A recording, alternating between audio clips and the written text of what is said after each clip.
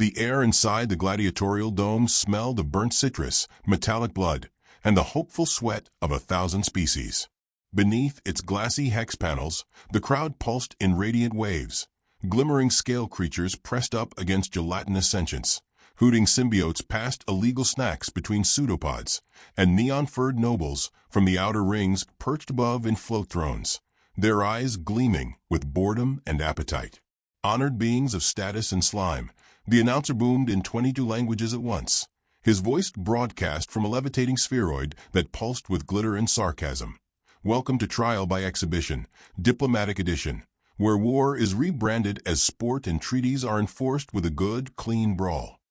Cheers erupted, some vocal, some chemical. In the center of the sand-laced arena stood a small human boy. No armor, no weapons, no trembling either.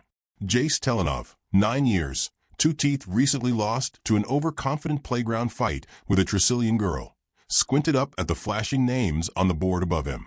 The letters twisted. Specimen 764, H-Human, vs. Zornok the Gravity Spiker. He sighed deeply, as if someone had served him undercooked broccoli. From the crowd, a 3-headed Lurok banker leaned toward her diplomatic aide. Are we actually letting a mammal child fight Zornok? Her aide adjusted his translation node. Article 17. All representatives of aggrieved species may name a combatant. The humans submitted their proxy 15 minutes ago. This is legal. But it's a child. Humans, the aide shrugged, are confusing. Jace knelt and drew a lazy circle in the dirt. He glanced up at the massive gate on the far end, the one that hadn't opened yet. Then at the guards who didn't meet his gaze. Then at the cameras, so many, swiveling like vultures. In the VIP box, an avian dignitary puffed his feathers in offense. If this is satire, it is poorly timed. On the contrary, hissed a tentacled ambassador beside him, this is why we love humans. They know how to die with flair. The announcer's voice dipped into something approaching reverence. And now, for your entertainment, we present Zornok. The gate hissed. The arena dimmed. And through the thick blue mist, Zornok emerged. Part cephalopod, part obsidian nightmare. 12 limbs, each tipped with gravitic distortion nodes. His head pulsed with bioluminescent rage. The sand beneath him shivered. Zornok the Gravity Spiker. The announcer boomed. Conqueror of the Thrixie Wastes, undefeated in 97 sanctioned blood rights, and proud bearer of 3 entire moons on his battle crest. The crowd roared. Jace stood slowly, brushing dust from his knees. The cameras zoomed in. His hair stuck up in 4 directions. His socks didn't match. He looked unimpressed. I'm going to make you a mural, Zornok hissed, voice translated in low, vibrating bass. On that wall. With your internal matter. Jace tilted his head. Did you practice that line? It sounds like you practiced. Zornok blinked. Once. Twice. What? The crowd laughed. Or made noises close enough. The announcer attempted to regain control. As per galactic law, any combatant may be substituted prior to the first engagement gesture, which, as all know, is... A ripple passed through the sand. Every camera swung. The crowd gasped. At the edge of the arena, a new figure stepped through the force field gate, tall, wrapped in a plain black coat that shimmered slightly at the edges. Boots clicked softly on stone. Her face was unreadable. A scar curved just beneath one eye, elegant in its cruelty. No weapons. No entourage. Just presence. Miranda Telenov. Retired. Rumor dead. Confirmed terrifying. Jace exhaled in relief and sat cross-legged. Zornok's grav nodes pulsed erratically. Who is that? Above the arena, an AI moderator furiously updated the records. Combatant override, it buzzed. Official human proxy recognized. General Miranda Telenov. Authorization code 0104, not your problem. From the crowd, someone whispered, Telenov.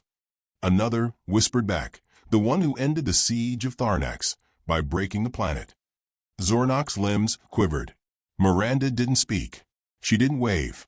She didn't even look at the audience. She looked at her son. He smiled, waved, and then she turned to the cephalopod warlord. Zornok bellowed, attempting to re-establish dominance. I will not fight your fossil. This is an insult. I demand. Miranda reached up and pulled her coat off. Underneath, matte black flex weave armor. Elegant. Burn-scarred. Fitted. Her fingers twitched once. Every grab node in the arena responded, flickering for half a second. Subtle, but undeniable. Zornok blinked all 12 eyes. Miranda said softly, "You took my son." The crowd fell silent. Even the announcer seemed unsure whether to speak. Miranda continued, "You broadcast it, called it diplomacy, called it education, but you made him kneel." She stepped forward. The sand didn't shift under her feet. Somehow, her weight canceled gravity for a moment. Zornok braced. Jace began humming a tune to himself, some Earth lullaby, half-remembered. Miranda stopped within arm's length of the warlord. "You thought this was the past," she said. "That the old wars were done. That we humans had softened. That we'd forgotten what we are." Zornok swung first. A mistake. Miranda leaned. Just once. The blow missed by inches and embedded a limb into the stone, where it twitched, spasmed, and retracted. "Your species evolved in 10 gravities," Miranda whispered. "Ours learned to kill under 1. With less muscle, less bone, but far more reason." Zornok surged, all limbs, all rage. The crowd stood as one, half of them salivating, the other half already composing eulogies. But Miranda moved like a problem already solved. She ducked, twisted, tapped one node on his back with a closed palm. It flared red. Zornok stumbled. Gravity bent sharply around him, skewing balance. His attack veered wide. Jace clapped once. Delighted. The announcer found his voice. "Ladies and spawns, we are witnessing a rare technique. Ancient human gravitational subversion via. Actually, we have no idea what just happened." Miranda didn't pursue. She circled, every step reading pressure, arc, velocity. Her expression was serene. The opposite of showmanship. Calculated patience. Zornok was huffing, unused to unpredictability. Rage clouding his patterns. Another attack. Wild. Miranda crouched, let it pass over her, and used the momentum against him, pivoting his weight into the altered node she tagged. The distortion doubled. His limbs buckled. A fragment of arena wall cracked from the strain. Then silence. Zornok stared at her, breathing hard, recalculating. Miranda spoke only once more. "Consider this your first and last diplomatic correction." Then she moved. No flourish. No theatrics. Just 3 precise steps, a shift of weight, a flick of her elbow. And Zornok collapsed. Not dead. Not maimed. Just down. In a position humans once called prone and questioning life choices. Jay stood and brushed off his pants. "Are we done?" The crowd didn't know how to react. Some screamed. Others applauded. One noble vomited into a crystalline goblet. In the silence, Miranda extended her hand toward her son. Jace ran to her. A flicker passed through the diplomatic shields. The guards didn't stop them. Couldn't. Above, the announcer's voice returned, hesitant. "Well, that concludes the match. Unexpected. Unprecedented. Possibly illegal." Miranda didn't respond. She and Jace walked toward the exit as spotlights tried to follow them, and failed. The lights dimmed around her, refusing to invade her silence. At the edge of the arena, a nervous diplomat muttered, "Should we sanction Earth?" His superior stared blankly. "You want to sanction that?" As they stepped into the darkness, Jace leaned closer to his mother and asked, "Do I still have to go to alien school tomorrow?" She smiled just barely. "Only if they survive tonight." And then they were gone. The silence they left behind wasn't peace. It was warning. In the chamber beneath the arena, walls hummed with kinetic energy and nervous awe. Metal beams sweated condensation from the shifting gravity. Light came in sterile pulses, like a hospital trying to dance. No banners. No ceremony. Just a checklist of violence yet to occur.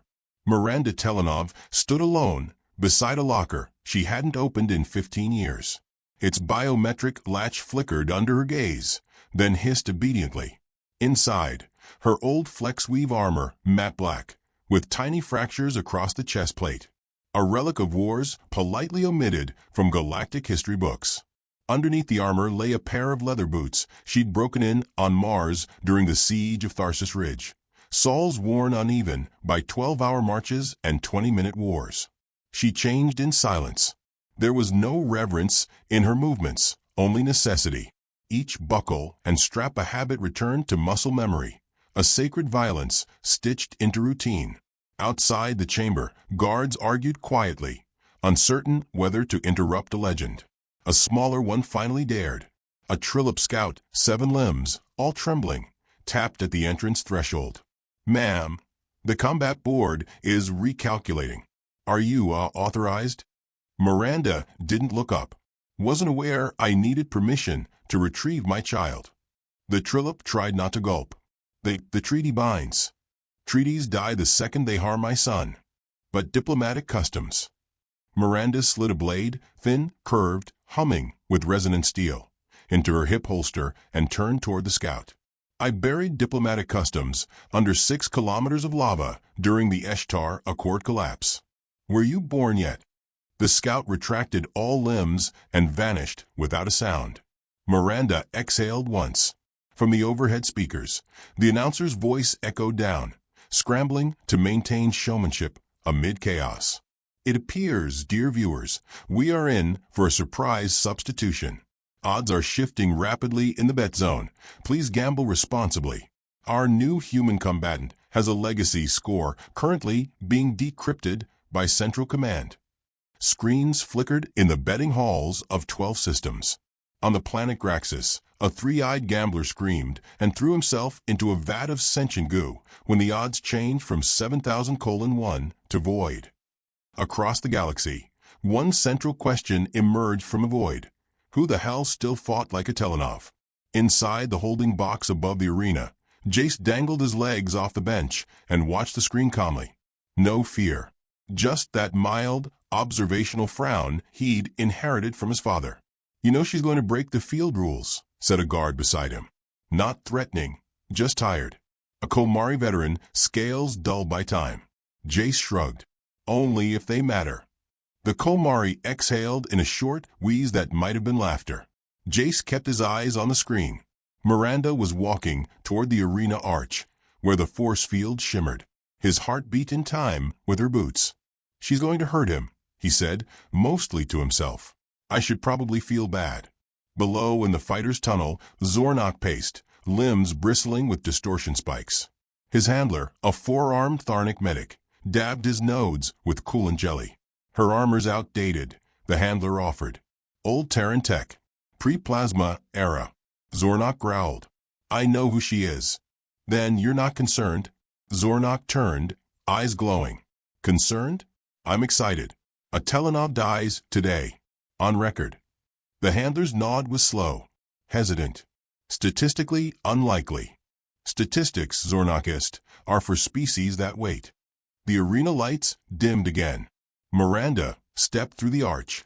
Cameras trembled to follow her. Facial recognition feeds pinged across thousands of monitors, trawling ancient war records. One feed froze on a still frame. Miranda Telenov kneeling in a crater, bloodied, holding the severed neural cord of a warlord sovereign in one hand and a treaty flame in the other. The timestamp read, "Classified until year 9000. The frame disappeared a second later. Redacted. Too late. The galaxy remembered. In the upper diplomatic box, Ambassador Retek of the Glari Clutch turned to his assistant, bile frothing between his mandibles. "We must abort," he hissed. "If she kills Zornok." "She won't kill him," the aide said quietly. "She'll make it worse." Zornok entered the arena again, tentacles flared, stance coiled and coiling. He towered, his every movement an advertisement for biomechanical superiority. Miranda stood opposite him, shoulders loose, breathing quiet. She did not stretch. She did not speak. The announcer faltered. "We are ready for combat. The field judges have acknowledged the substitution." And now, Zornok struck first. A blur. Gravity warped in 1,000 directions. Spikes of force erupted from his limbs in wild arcs, twisting the air. Spectators shrieked, shield walls flickering to compensate. Miranda stepped left, then down. Her left hand tapped the sand. Her right twisted her boot. The distortion nodes on Zornok's third limb flickered. He overcorrected. His body lurched 2 feet forward without his permission. He stumbled, not clumsy, but off rhythm. Miranda walked forward. Zornok roared. The crowd bellowed back. The announcer regained his courage. A fascinating tactical maneuver by the human. Subtle interference with gravitational feedback? Is this ancient Terran mass pressure mapping? On the commentary stream, a physicist from the neutral quadrant simply wrote, "We're screwed." Jay smiled.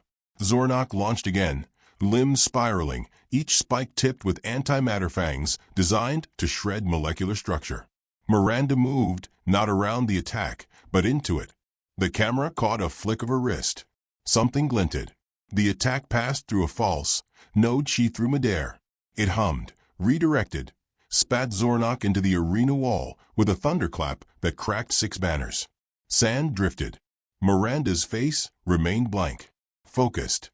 Zornok rose slowly, shaking. "You humans," he gasped, "hide behind tricks." Miranda's voice cut through the hum. "You galactics confuse mercy with weakness. A mistake we let you make. Until today."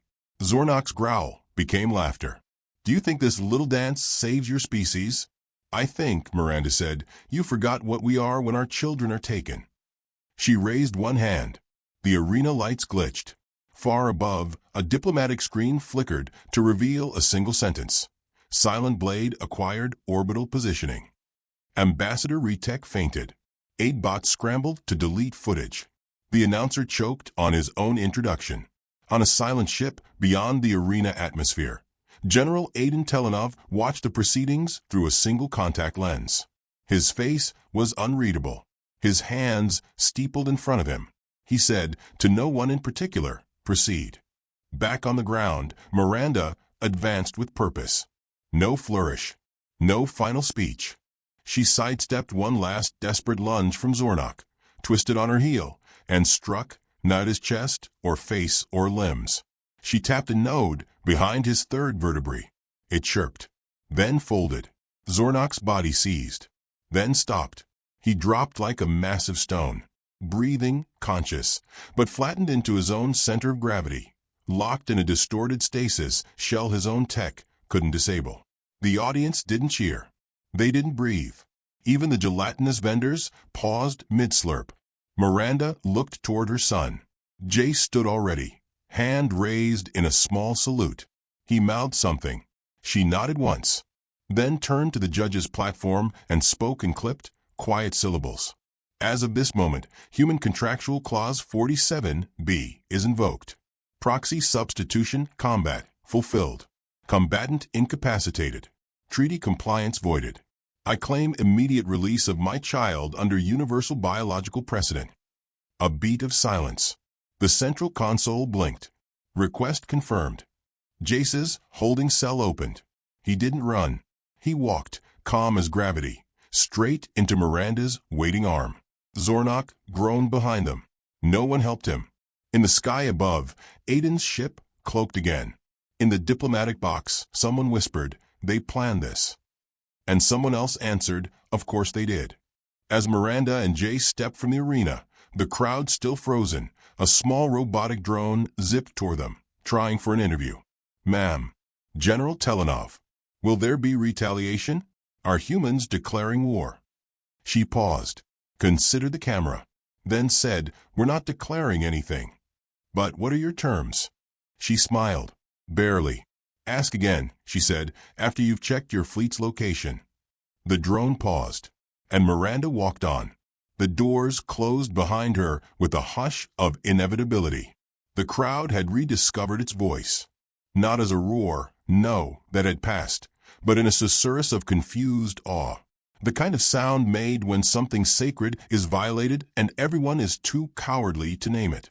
Zornok, unbeaten in 97 arena deaths, lay motionless under the weighted crush of his own distortion nodes, groaning like a fell titan. It wasn't over yet. Not officially. The rules required a clean finish. No tricks, no stasis holds, no ambiguity. Miranda Telenov moved like a ghost that bled mathematics. Each step she took across the sand came with a soft shift in arena pressure. The gravity plate beneath her boots thrummed faintly, recalibrating without her permission. No arena in the galaxy had been built to resist a Telenov in motion. Just slow them down long enough to televise the loss. Across from her, Zornok shuddered as the stasis bend wore off, the node shorting out with a high-pitched crack. His limbs retracted from their splayed disgrace. Bits of arena wall crumbled in response. She didn't attack. She didn't even shift stance. She waited. Zornok rose, bent, now radiating heat. His skin seethed with flickering energy, the glowing tattoos of his ancestors pulsing with ancestral rage. "You used my own gravity field," he rasped. "You disgraced this fight." Miranda's reply was quiet. "I corrected it." He launched without warning. The blast distorted the sand in a cone of force. Air twisted sideways, a deep hum vibrating down into the bone. The crowd leaned forward. For a moment, time pretended to pause. Dust danced in frozen arcs around Miranda's silhouette. She moved.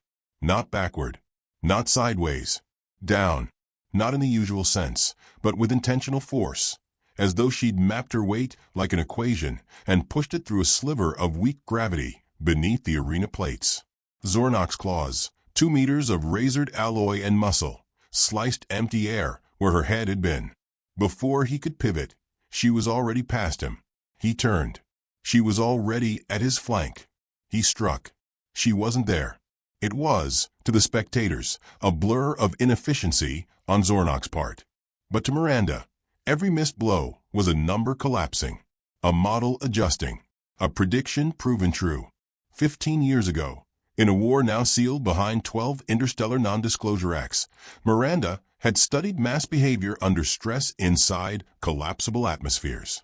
She had learned not how to fight better, but how to exist more precisely. In a universe obsessed with spectacle, she had become subtraction incarnate. Zornok charged again, abandoning grace for brute inevitability.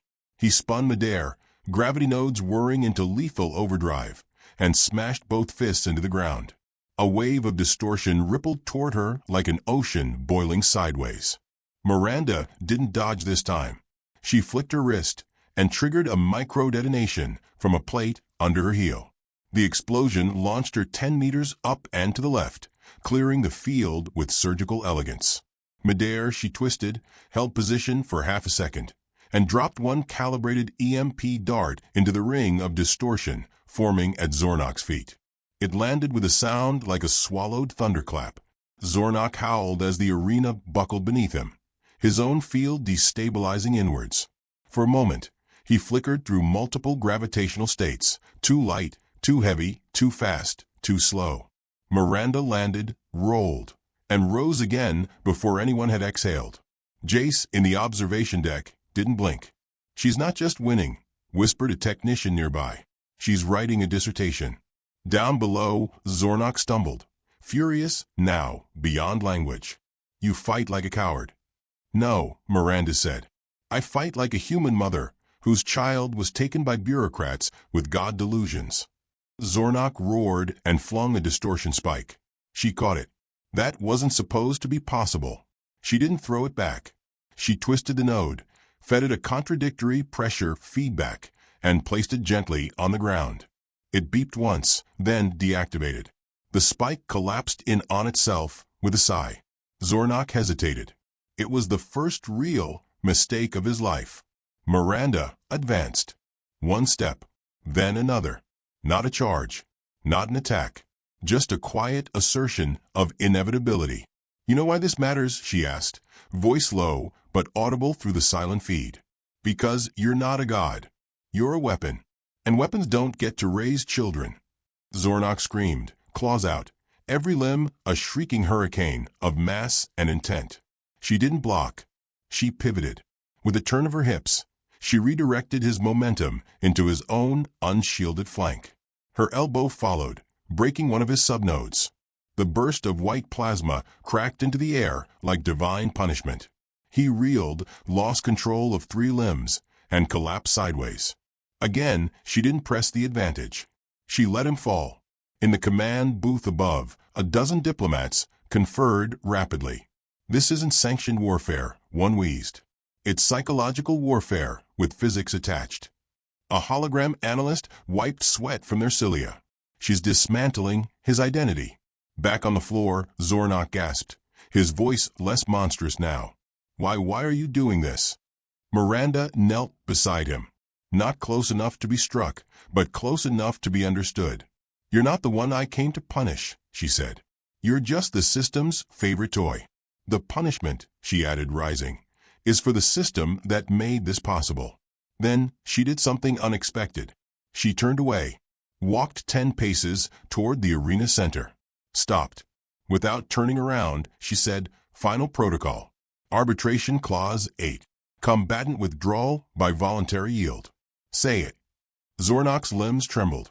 He looked at the crowd, at the cameras, at the diplomats, at the child, and then at himself. He opened his mouth. "Combatant." The lights went dark. All of them. For 3 full seconds, the galaxy watched nothing.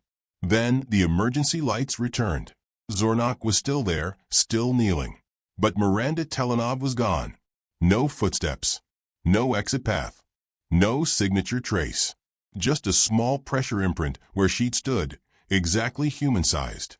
On the floor, Zornok finished the phrase. "Withdraws by voluntary yield." The arena computer blinked. Confirmed. Jay smiled, standing quietly in the viewing room, untouched. A side door opened beside him. His father stood there. General Aiden Telenov. Calm as winter. Sharper than war. Jace walked to him. "She made her point?" Aiden asked. "She made the universe blink," Jace said. "Good." The door closed behind them. Far above, the scoreboard reset. The audience exhaled in confusion, awe or terror. No one quite sure which. Zornok remained kneeling for a long time, as if awaiting some answer that never came. And though the fight had ended, its silence echoed far louder than any victory. Zornok hadn't moved. He remained kneeling on the cracked arena floor, surrounded by the hum of failing distortion nodes and the silent stares of 500 species. The crowd had become a cathedral, reverent, unsure, afraid to speak too loudly in case the gods were still listening. The banners of conquest above the observation decks hung limp. Gravity had settled. Order had returned. But no one believed in it anymore. The announcer, voice faltering under the weight of history unfolding, whispered, "Combat concluded. Human victory. No fatalities. Treaty implications pending." In the control suite, the diplomatic council of the Galactic Coalition fell into disarray. Holograms blinked erratically. Mandibles clacked. Gills flared.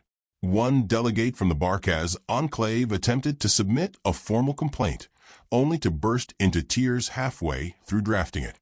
Ambassador Retek of the Glari Clutch stared into the silent arena, beak trembling. "We took the wrong child." "No," muttered his assistant. "We took their child." Retek turned sharply. "Prepare a statement. Something neutral. Respectful. Spin this as a demonstration of Earth's strategic precision. Yes. Something palatable. Say we honor the artistry of their." "Too late," the assistant whispered. Because Miranda Telenov had returned. She stood at the top of the arena steps, her son at her side, and her husband at her back. Aiden Telenov, the silent blade of soul, was precisely as terrifying as his reputation suggested. Tall, lean, eyes like frostbitten steel. He walked with the kind of deliberate stillness that made trained soldiers forget how to hold a weapon. No armor. No weapons visible. Just a long, dark coat that rippled with encoded threat. Behind his every step was the quiet certainty of catastrophic leverage. And between them, walking calmly, was Jace. He did not hold his parents' hands. He did not hide behind them. He walked like gravity bent to him, and perhaps it did. Because the arena, impossibly large, impossibly loud, fell utterly still. Miranda scanned the crowd, her gaze impaling every diplomat, every officer, every curious alien noble who had laughed when a human child had been offered as tribute to violence. No one laughed now. She spoke. Her voice was low, unsentimental, as precise as a scalpel. You may all sit. Many already had, sinking unconsciously under the pressure of a Telenov tone. Miranda continued. You authored a treaty that claimed my son as cultural collateral. You wrapped chains in language and called it unity. You calculated that Earth would comply. You believed that peace was our only legacy. Aiden stepped forward, eyes scanning the delegates above. You were wrong. He didn't need to raise his voice. His words landed like verdicts. The Telenov protocols are still active, he said. Clause 23. Nullification by combat supremacy. Your arena invited contest. You cannot now complain about its outcome. A Tharn diplomat attempted a protest. You overstepped. This was to be a symbolic match. Miranda raised one hand. The diplomat stopped, speaking mid-breath. You made our child kneel, she said, and those words cracked louder than any battlefield scream.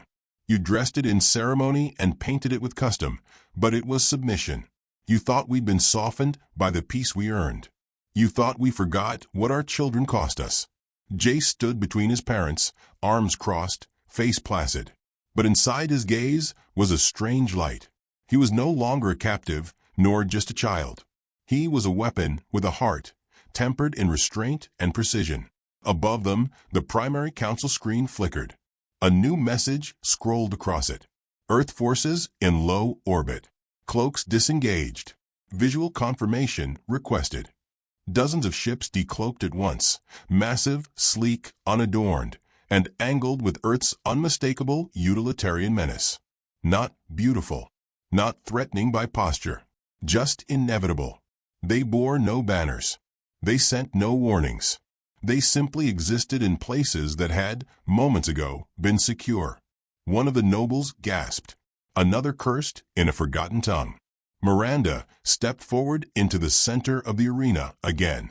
Earth will not declare war, she said. We do not have to. We are the warning. Her eyes flicked toward Zornok, still kneeling, still breathing, now trembling under a burden he couldn't yet name. She looked at him like a teacher disappointed in a failing pupil. You were made to kill, refined to dominate, but no one taught you when to yield. I hope today completes your education. He did not answer. He had nothing left but breath. Aiden's voice, cold and smooth, finished the work. You may keep your treaties. Rewrite them. We are not here to negotiate. We are here to collect our son. And to leave. The silence held for a long moment. Then Ambassador Retek, swallowing pride and fear in equal measure, bent slightly at the waist. A shallow bow. Not quite apology. Not quite permission. Others followed. Not because they were convinced, but because survival demanded it.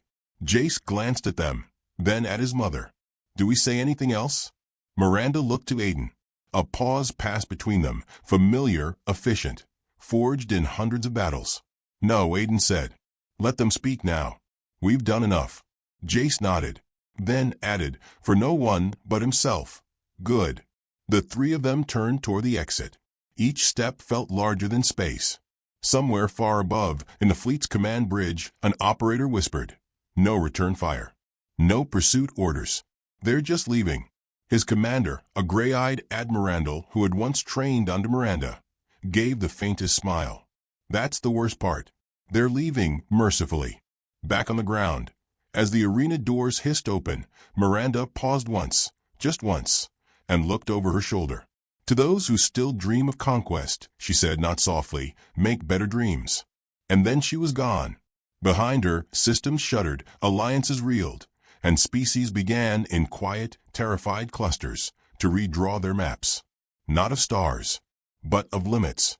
The Telenovs did not look back.